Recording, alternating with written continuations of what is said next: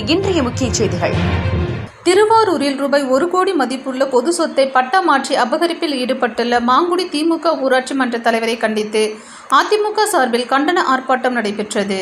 திருவாரூர் மாவட்டம் மாங்குடி ஊராட்சியில் கடந்த 2001ஆம் ஆண்டு ஆரம்ப சுகாதார நிலையம் அமைப்பதற்காக பவானி அம்மாள் என்பவர் 3000 சதுர அடி நிலத்தை தானமாக வழங்கியுள்ளார். அங்கு செயல்பட்டு வந்த ஆரம்ப சுகாதார நிலையம் 2010ஆம் ஆண்டிலிருந்து செயல்படாத நிலையில் கட்டிடம் கைவிடப்பட்டது. இந்நிலையில் தற்போது அந்த ஊராட்சியில் திமுகவை சேர்ந்த சித்ரா குருநாதன் என்பவர் ஊராட்சி மன்ற தலைவராக செயல்பட்டு வருகிறார்.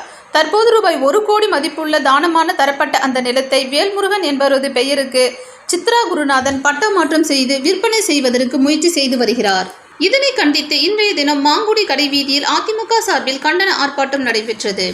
திருவாரூர் அதிமுக நகர கழக செயலாளர் ஆர்.டி. மூர்த்தி தலைமையில் நடைபெற்ற இந்த ஆர்ப்பாட்டத்தில் திரளான அதிமுகவினர் பங்கேற்று அந்த இடத்தில் மீண்டும் மருத்துவமனை அமைப்பதற்கு மாவட்ட நிர்வாகம் நடவடிக்கை மேற்கொள்ள வேண்டும் என வலியுறுத்தி கண்டன கோஷங்களை எழுப்பினர்.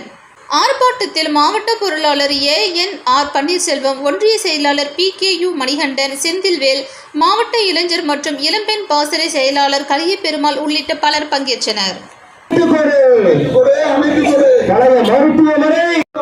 ஊராட்சி மன்ற தலைவர் எம்ஜிஆரின் புகழ், எம்ஜிஆரின் புகழ் ஓங்குக, அம்மாவின் புகழ் ஓங்குக, அம்மாவின் புகழ் ஓங்குக, அம்மாவின் புகழ் ஓங்குக.